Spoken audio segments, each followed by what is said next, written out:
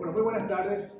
Un gusto realmente compartir esta mesa, este panel, conversar un poco sobre algo muy importante que se viene en pocos días, la COP26 en Glasgow, con este panel de gente que realmente está muy involucrada en el tema. Muchas gracias realmente a todos por tener acá. Les presento rápidamente, empezando acá por el anfitrión, por el dueño de casa, el embajador Ramin Nawai, del Reino Unido. Muchas gracias, embajador, por recibirnos y por formar parte de este panel. También con nosotros María Antonia Wynn, que es miembro del Consejo de Itaipú Nacional, y realmente un orgullo para todos los paraguayos, digamos, por su formación y por todo lo que está haciendo. Vamos a conversar enseguida sobre el papel de Itaipú también acá en la COP. Muchas gracias, María Antonia, por acompañarnos. Ulises Loera, que es director nacional de la Oficina Nacional de Cambio Climático del Ministerio del Ambiente y Desarrollo Sostenible de MAE. Gracias, Ulises. Y Oscar Rodas, líder de cambio climático y un especialista en el tema, un gran activista de hace muchos años, hoy con WWF. Mi nombre es Jan Esperanza y estoy acá también un poco como director de la Fundación Moisés Bertoni y tratando de solamente de moderar un poco. Lo que básicamente queremos hacer es conversar sobre esto que se viene, que es la COP. La conferencia de las partes, el número 26, se viene haciendo desde el año 1995, que empezó en Berlín. Y de alguna manera lo que está ocurriendo es que año tras año lo que tenemos es, por un lado, la ciencia contándonos, mostrándonos qué es lo que está ocurriendo con el tema climático a nivel internacional. Particularmente el IPCC, que de hecho fue creado precisamente para hacer ciencia sobre el cambio climático, cada tanto va generando unos reportes, unos informes. El último, o un avance de lo que es el último, ocurrió solamente hace un mes aproximadamente. ¿Qué es lo que va ocurriendo cada vez que se presentan estos informes? Vemos que hay una emergencia climática, hoy ya corroborada cada vez más por un, diría yo, consenso sumamente abrumador y amplio de la comunidad científica, que nos muestra cuál es la realidad del problema que tenemos. Y por otro lado, vemos que hay como una suerte de brecha entre lo que la ciencia plantea y, digamos, la acción política, y por qué no decirlo también la acción ciudadana. Por supuesto que están ocurriendo muchas cosas. Por supuesto que los gobiernos están tomando acciones a nivel internacional y también la ciudadanía, las empresas, las personas empiezan también a reaccionar en consecuencia. Pero vemos que existe aún esta brecha. Y esa es básicamente la gran preocupación que existe. Y cuando se plantean este tipo de reuniones internacionales, hay una palabra clave que ya apareció en varias COP y vuelve a aparecer con fuerza precisamente por esta brecha en esta COP26. Y esa palabra clave es ambición. Un poco el gran desafío es cómo aumentamos el nivel de ambición de la política y de los ciudadanos en general para que esta brecha se vaya a cerrar. De eso se va a discutir mucho de vuelta, porque lo que estamos viendo es que efectivamente, repito, se han dado pasos importantes, se han tomado decisiones y acuerdos importantes. La COP15 de París de alguna manera marcó una hoja de ruta, pero de vuelta la ciencia nos dice es insuficiente. Necesitamos hacer más. Yo realmente quisiera destacar ahí, me parece importante, aprovechando tu presencia también, embajador, un ejemplo justamente de aumento de ambición es la decisión que ha tomado tu gobierno, no solamente ya a través de una ley nacional en Inglaterra, digamos, que plantea ser carbono neutral en el 2050, sino que plantea llegar casi a un 78% de reducciones para el 2030, partiendo de algo mucho menor. Eso es un ejemplo de aumento de ambición, o ejemplo como el tema de, qué sé yo, ya suspender la comercialización de autos movidos a gasolina o a nafta, que inicialmente era para el 2040, lo traen al 2030. Estamos hablando de 10 años de, digamos, de adelanto, como una decisión política de un gobierno y de la ciudadanía de ese país, que de alguna manera muestra cuáles son los tipos de grado de ambición que hay que aumentar. Bueno, esperamos realmente que en esta COP se empiecen a plantear más cuestiones como esa. Eso es lo que nos trae acá. Entonces, iniciar justamente contigo, embajador Ramin, y que nos expliques un poco mejor qué es y cuáles son los objetivos de esta COP26 que empieza en Glasgow en 10 días. Gracias, Jan. Y primero creo que explicó bien la historia un poco del proceso que está pasando y de COP y la importancia del Acuerdo de París también. Y realmente lo que tenemos en el COP26 en Glasgow es la primera prueba del Acuerdo de París, y por eso es tan importante que mostramos la ambición que mencionó en acción. Es una cosa decirlo, pero ya pasó el tiempo de hablar de este tema. Este tema comenzó en 1992 con el Acuerdo de Río, y cada año la ciencia es clara. Es sin duda el desafío más importante para esta generación. Yo digo tal vez en toda la historia de nuestra humanidad en este planeta, es el desafío, y usó la palabra emergencia y realmente es. Entonces voy a hablar un poco de los objetivos y después también unas acciones que mi gobierno está tomando, porque es una cosa, como dije, hablar de objetivos. Tenemos que tener acción y sí que como anfitriones, como mostrar el liderazgo, por ejemplo. Bueno, tenemos 4 objetivos del COP26 y la primera es la mitigación. Y eso es asegurar el Zero Net global y mantener 1.5 grados al alcance. Bueno, en París hablamos de esta cifra y la verdad no hemos hecho suficiente desde París. Y es muy importante, y en palabras simples, lo net zero significa que la cantidad de gas de efecto invernadero producido está igual a lo que eliminamos de la atmósfera. Entonces, mitigación es clave para estar en el camino del Acuerdo de París. La segunda es adaptación. En la adaptación tenemos que proteger no solo los habitantes vulnerables, pero las comunidades vulnerables también. Y eso es algo que, bueno, vemos en Paraguay, ¿no? En los últimos años que ustedes han sufrido bastante y hemos visto comunidades y habitantes en peligro por el cambio de clima. Bueno, el tercer objetivo y tal vez lo más importante es la financiación. Y es decir, que los países del G20 pueden hablar de todo lo que es necesario, pero tenemos que tener la plata, las finanzas para préstamos para el mundo de desarrollo, para que podemos ayudar, podemos apoyar este camino. Y el primer ministro Boris Johnson habló del desafío de tener $100 mil millones anuales para financiar, para lograr lo que es necesario. Y por nuestra parte estamos doblando la cantidad de plata que prestamos para ayudar y apoyar justamente los países en desarrollo. Y finalmente, y un punto súper importante es la colaboración. Es una conferencia, no es entre gobiernos, es para todos los sectores de sociedad. Vamos a escuchar un poco más en la conversación. Pero la colaboración, incluyendo con el sector privado, es algo muy importante para el gobierno británico, pero más que todo muy importante para solucionar este problema. Entonces esos son los 4: mitigación, adaptación, financiación y colaboración.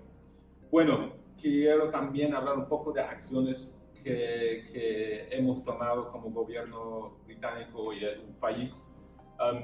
Y liderando con ejemplos es súper importante. Eso es, como dijimos, la ambición. Hay que mostrar a los otros países el camino para que los otros puedan compartir ideas y que otros puedan aumentar su ambición también. Voy a nombrar 4. Primero, estamos descarbonizando nuestra economía más rápido que cualquier otra economía en el G20. Seremos la primera economía importante en llegar a emisiones netas cero para 2050, lo que dijo Jan. Duplicamos nuestro financiamiento, algo que mencioné en el tercer reto del Cumbre del Clima, que es la financiación, y vamos a llegar a $5 billones anuales para los próximos 5 años. Y también vamos a plantear 30.000 hectáreas de árboles por año hasta el 2025. Entonces, eso es acción importante también. Es vinculado con unas campañas que puedan mencionar que estamos avanzando en Paraguay. Bueno, eso es un poco de los 4 objetivos, un ejemplo de la acción que estamos tomando. Quiero hablar también de las campañas internacionales que van a apoyar los 2 esfuerzos, los objetivos y también lo que estamos haciendo dentro de nuestro país.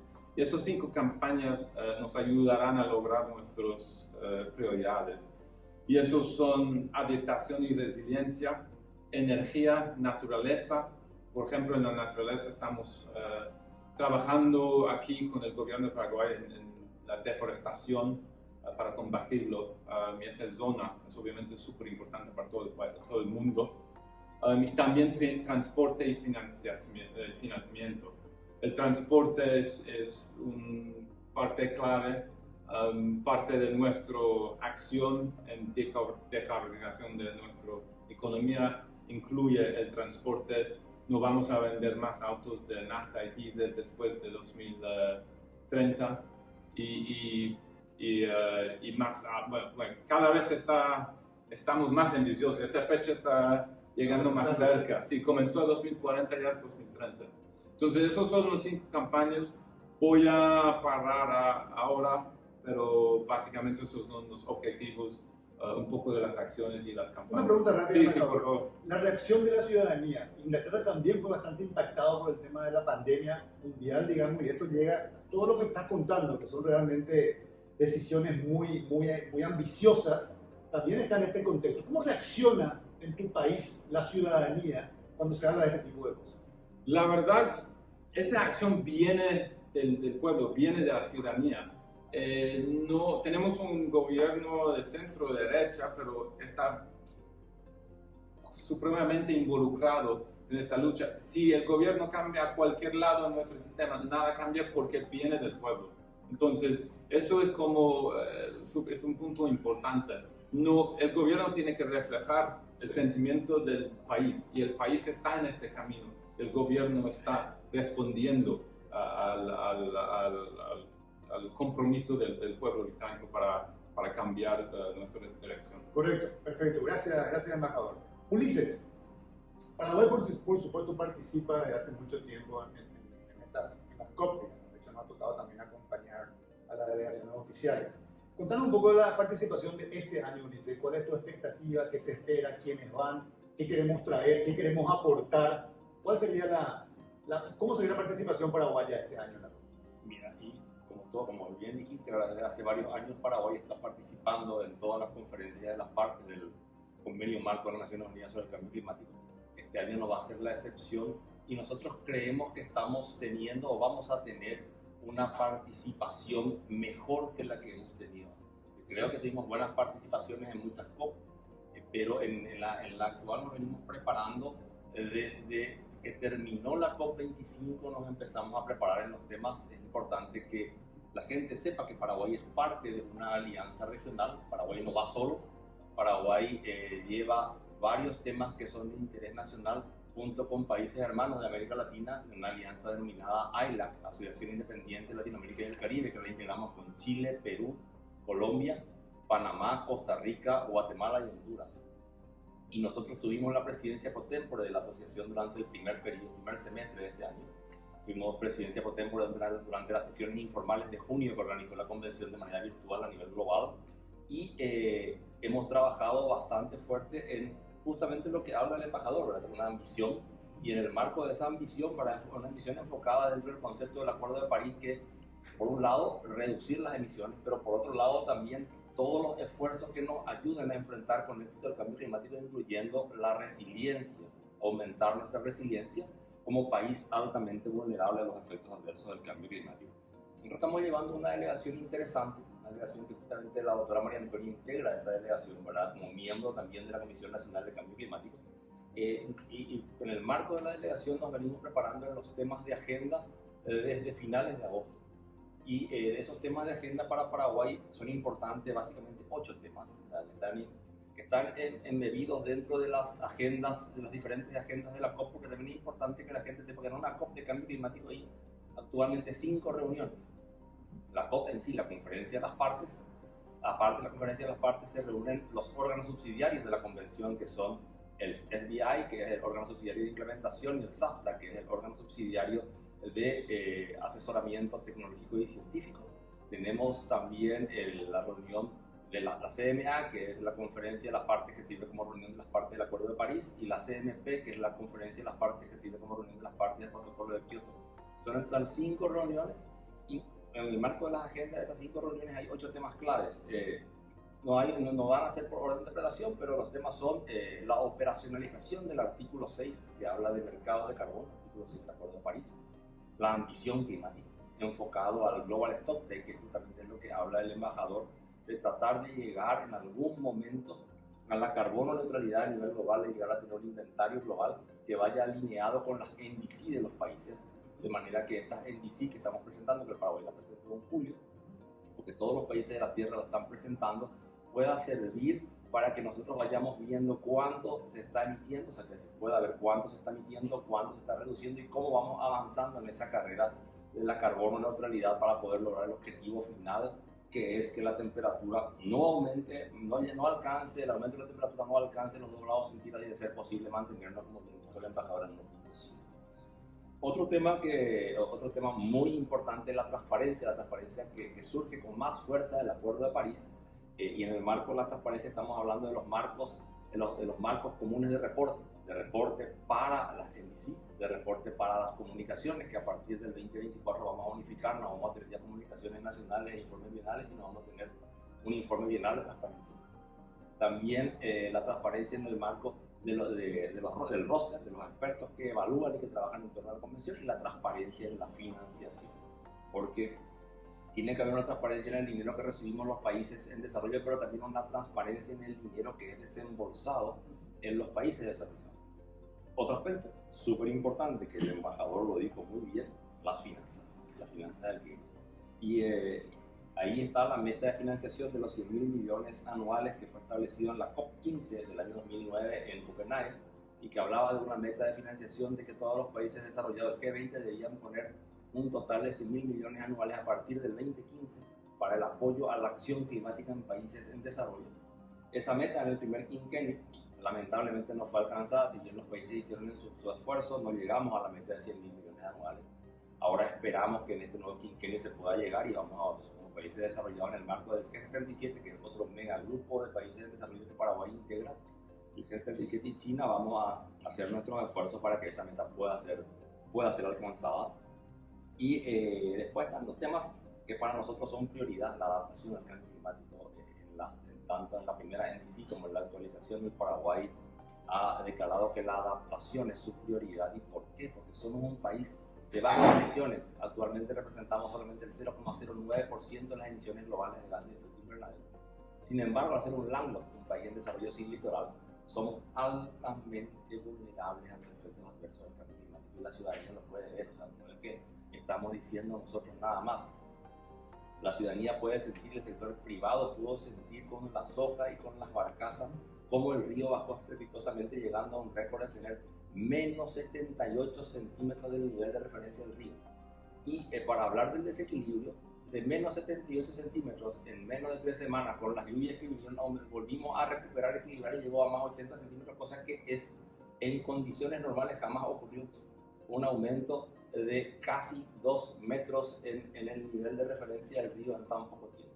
Eso significa que hay un desequilibrio en la acción climática que nos obliga a Paraguay, como país vulnerable, a generar acciones de adaptación. Y nosotros vamos también a trabajar lo que tiene que ver con acciones de adaptación, y ahí hay un link importante entre financiación y adaptación. Vamos a trabajar por una mayor financiación climática.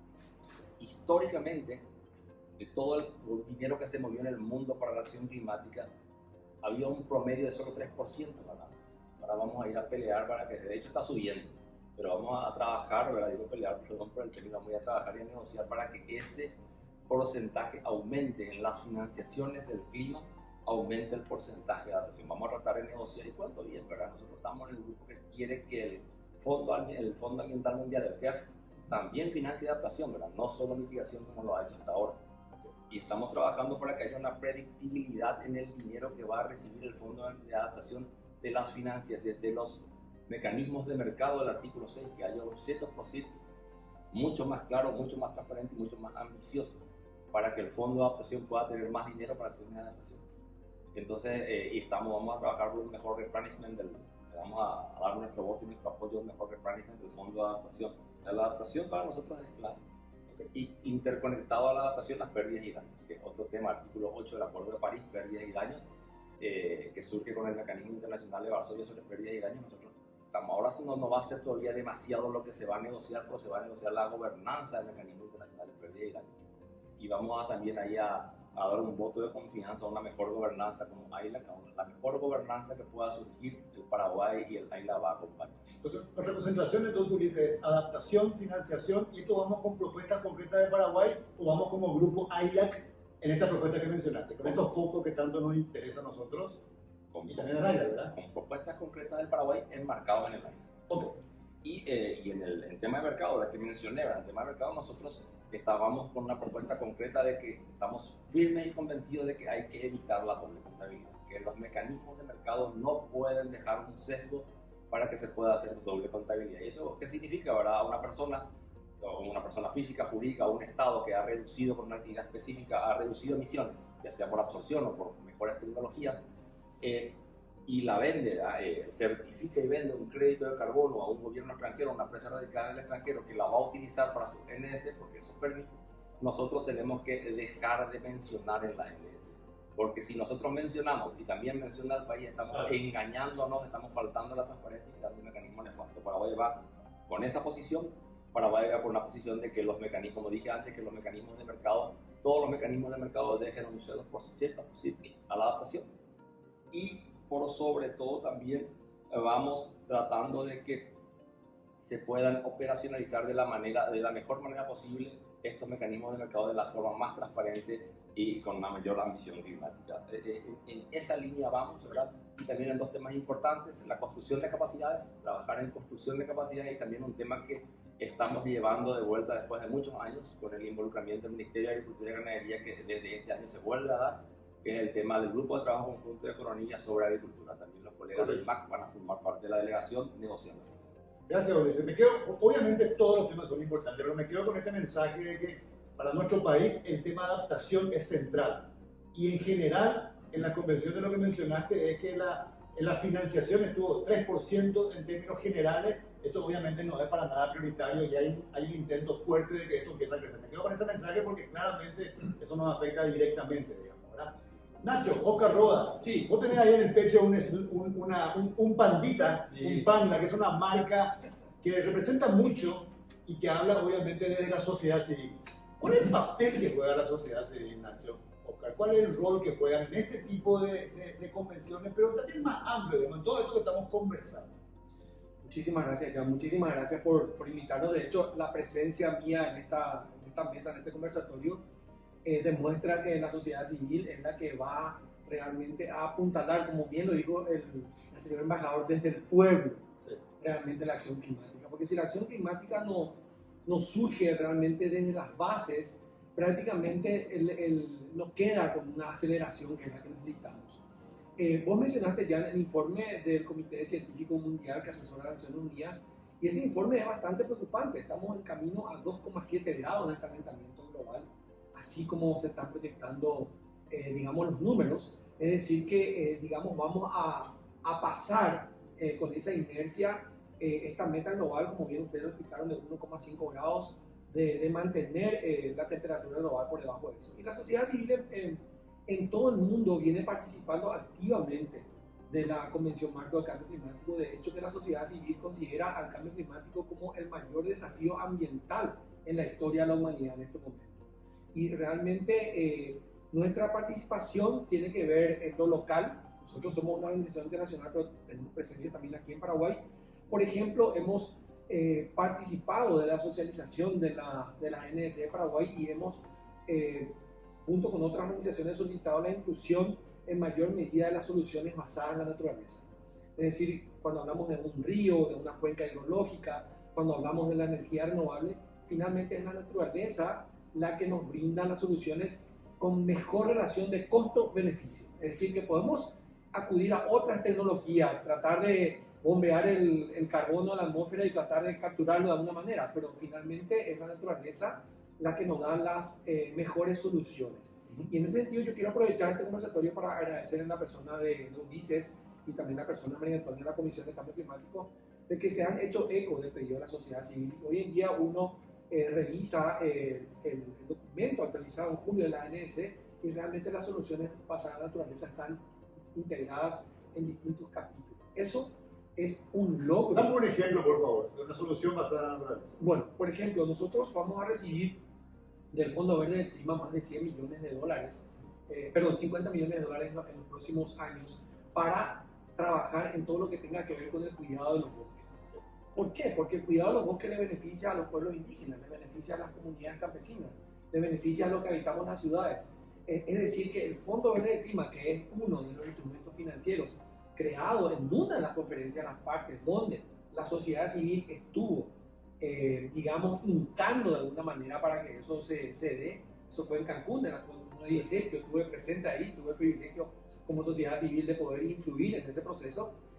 Hoy le está beneficiando a Paraguay, no solamente con estos 50 millones de dólares del Fondo Verde del Clima para el tema del cuidado de los bosques, sino que también proyectos de eficiencia energética del orden de los 25 millones de dólares y proyectos que tienen que ver con reforestación y lucha contra la pobreza, del orden de 20 millones de dólares aproximadamente. Es decir, que si sumamos todas estas líneas de financiamiento, estamos llegando prácticamente a 100 millones de dólares. ¿Y por qué la sociedad civil se involucra en eso? Porque finalmente la pobreza, la degradación ambiental son elementos que afectan a toda la sociedad en su conjunto. Nosotros ya estamos instalados en estos momentos con nuestras oficinas de Londres, tenemos una oficina muy bonita en la ciudad de Londres, un edificio ecológicamente inteligente que me invita a conocer a los delegados que van a ir a ese país. Ya estamos instalados en Glasgow con una de las mayores delegaciones de la sociedad civil, es la de WWF. Prácticamente estamos acompañando todo el proceso, ya que, como mencionó el embajador, esto no es solamente una negociación entre países. Hay distintos espacios, distintas zonas que se han creado expresamente para que los pueblos indígenas, las comunidades de base, la sociedad civil, puedan, en paralelo con los negociadores, a interactuar con los negociadores y acercar las propuestas más innovadoras. Y también nosotros en la sociedad civil estamos apuntando fuertemente a lo que le decimos los actores no estatales. ¿Por qué? Si nosotros analizamos que estamos, digamos, con esta inercia que nos podría llevar a 2,7 grados en promedio de calentamiento, ya un clima peligroso para habitar ciertas zonas del planeta Tierra, y hablamos de 100 mil millones de dólares al año que se han comprometido, nosotros hicimos varios esfuerzos con el sector privado donde se ha identificado 26 billones de dólares en los próximos 9 años que pueden ser invertidos en innovación y en tecnología para transformar a la sociedad hacia una sociedad más resiliente y más amigable con el clima. Es decir, que podemos dar un salto de 100 mil millones por año a 26 billones de dólares. Ya trillones, digamos. Exactamente, en nuestra tecnología en los próximos 9 años. Pero eso solamente se va a dar si la sociedad en su conjunto, incluyendo el sector privado, actores como el caso de Itaipú, por ejemplo, binacionales, se suman a este esfuerzo. Y es ahí donde la sociedad civil tiene un rol de elemento dinamizador de toda esta En esa lógica dinamizadora, Oscar, uno cuando ve de repente las inundaciones hace poco en Alemania y en Bélgica, hay una reacción con respecto a eso y obviamente se empiezan a tomar medidas. Pareciera ser, y te pregunto, ¿qué podemos hacer como sociedad civil al respecto de que pareciera ser que tienen que haber catástrofes para que las reacciones sean, digamos, en la medida que necesitamos? Pero eso tiene un costo muy grande. ¿Qué hay que hacer para que no haga falta que tengamos impactos muy grandes para reaccionar? Nosotros venimos trabajando en Paraguay hace 20 años para poner en la agenda política, en la toma de decisiones, el cambio climático como una prioridad para no tener que entrar en situaciones que afecten a la economía y a la salud de nuestra sociedad, no solamente a nivel de país, sino a nivel mundial. Estamos muy contentos de que hoy en día hay una masa crítica muy grande que ve al cambio climático como no solamente como un problema, sino como una oportunidad, porque a nosotros nos tocaba como sociedad civil enfrentarnos a los negacionistas del cambio climático. Es más, muchos de estos grupos negacionistas del cambio climático, en mi opinión personal, han atrasado la acción climática a nivel mundial más de 2 décadas. Entonces, nosotros no podemos permitirnos en Paraguay, como muy bien aclaró Ulises, que estamos sufriendo sequías históricas, olas de calor, inundaciones históricas, seguir negando una realidad que la estamos viviendo en carne propia. Entonces, nosotros como sociedad civil somos un poco la voz de la razón, en el sentido de que somos las personas que estamos sufriendo con nuestros aliados, con nuestros con nuestras redes los impactos adversos del cambio climático. Correcto. Debemos hacer la voz. Me encanta esa frase final. María Antonia, vos representás estás en la Comisión Nacional de Cambio Climático, vas también a participar de la delegación, pero representás a Itaipú, que es un poco la estrella que nos permite a nosotros decir somos líderes mundiales en energía renovable. Esa frase energía renovable es música para los oídos de lo que estamos hablando. Digamos. Contame un poco cómo es la participación de Itaipú en esto, cómo es este tema de energía renovable, cómo Paraguay puede tal vez aprovechar esta marca que tiene. Tenemos también una serie de problemas porque la energía que utilizamos no necesariamente es la renovable, pero la producimos. ¿Cómo podemos manejar ese tema, María Antonia? Bueno, muchísimas gracias por la invitación también al señor embajador y a todos mis compañeros y colegas panelistas. Bueno, la verdad que el rol de Itaipú en esta conversación de cambio climático es fundamental por su contribución en dos sentidos. Una, con su contribución a la Comisión Nacional de Cambio Climático del Paraguay. Eso significa que Itaipú es uno de los actores que estamos ahora con más o menos 36 instituciones nacionales en una conversación participativa, inclusiva, en lo que todos manifestamos los intereses de cada parte para contribuir con estas políticas nacionales de cambio climático que tanto benefician a nuestro país. Por otra parte, la Itaipú, como un organismo también binacional y no estatal, también uno piensa en Itaipú solamente con un aspecto, el aspecto fundamental que tiene de la producción de energía, de la generación de la energía hidroeléctrica, pero también tenemos que recordar que Itaipú es un modelo, un rol en las otras acciones. Por ejemplo, hoy en día Itaipú está liderando acciones de reforestación. Son acciones de reforestación que hoy en día son las mayores realizadas en todo el continente sudamericano y estas están siendo realizadas en territorio paraguayo. No solamente con una reforestación que incluye una recuperación de miles de hectáreas en el territorio nacional, sino que se utilizan también en esta reforestación plantas autóctonas. Entonces, al mismo tiempo, estamos haciendo una recuperación y restauración, por ejemplo, del bosque atlántico del Alto Paraná, así como bien lo mencionó el compañero Rodas. Bueno, estos son, por ejemplo, soluciones basadas en la naturaleza, porque automáticamente los bosques son el elemento que nos da nuestra naturaleza para captar carbono, ¿verdad? Que hacen parte de estas estrategias. Al mismo tiempo, Itaipú también lidera acciones de proyectos en energía renovable. Por ejemplo, en comunidades aisladas del Chaco se han implementado paneles solares. Por primera vez, estas comunidades que están totalmente aisladas están produciendo su propia generación de energía a través de la utilización de paneles solares que son sumamente importantes para nuestro país. Al mismo tiempo, estamos utilizando proyectos para mejorar la cocina, por ejemplo, con ecofogones. Tenemos termocalifones. Y lo importante de destacar es que cada una de estas acciones que realiza la Itaipú están incluidas dentro de la comunicación nacionalmente determinada del Paraguay, que hace y contribuye también al país en la asunción y el cumplimiento de sus compromisos internacionales de acuerdo al Acuerdo de París. Entonces, a mí me parece también un poco más en general hablar de que, compartiendo con todo lo que dijeron, que estamos en un momento histórico porque estamos en un punto de inflexión.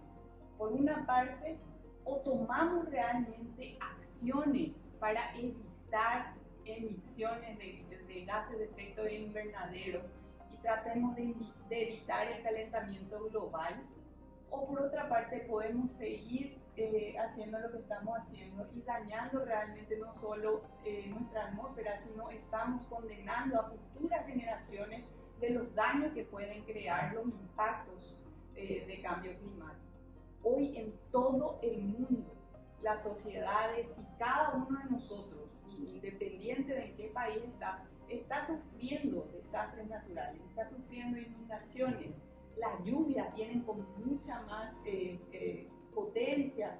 También tenemos los glaciares que se van derritiendo, aumento de niveles del mar, la acidificación también de los mares, se mueren especies. Y también aquí lo que estamos viviendo, una sequía extrema. Y lo que diferencia a otras sequías es que las sequías son más prolongadas y mucho más intensas. Y esto es lo que demuestra. Nuestra madre naturaleza nos está dando las evidencias que necesitamos para tomar acción. Y como mencionaste, el informe del IPCC, que es la parte científica que te demuestra estas evidencias, el secretario general de Naciones Unidas, Antonio Gutiérrez, lo llamó a este informe un código rojo para la humanidad. Entonces, es importante que realmente exista una voluntad política, y yo creo que la COP hace justamente eso, trae a todos los diversos actores a esta voluntad política para tomar acciones. Al mismo tiempo, hay algo que tenemos que poner en la conversación y es centrar también estos temas de cambio climático con dos conceptos: equidad y justicia. Y esto es el apoyo para las comunidades vulnerables, porque paradójicamente aquellas comunidades vulnerables que realmente son las que menos contribuyeron para que haya efectos de cambio climático son las que más sufren con esto. Entonces debe haber un apoyo a estas comunidades. Por eso es muy importante que trabajemos todos juntos en forma inclusiva, participativa, porque al final todos somos una sola comunidad. Todos unidos tenemos que trabajar y esto va a hacer que realmente ganemos esa lucha contra el cambio climático. Lo que tenemos que apurarnos es para ganar esa lucha a tiempo. Perfecto, muchas gracias. Código rojo, quedo con eso también. María Antonia, gracias por tu participación. Embajador, ustedes, una pregunta rápida, porque también hay gente, digamos, que nos ha hecho algunas preguntas.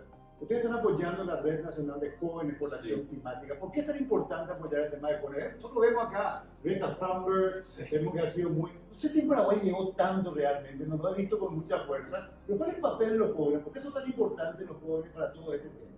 Bueno, es un poco lo que María Antonia acaba de decir sobre la inclusión, sobre tener todos los sectores involucrados, incluyendo el sector privado y como Oscar habló de decir, sociedad civil. Pero sobre los jóvenes en específico, yo diría dos cosas. Primero es su futuro. Estamos hablando aquí de un tema que es su futuro. Y segundo, están bien informados. Eso es algo que me ha sorprendido. Cuando yo tenía su edad, yo he hablado en varios colegios y universidades acá.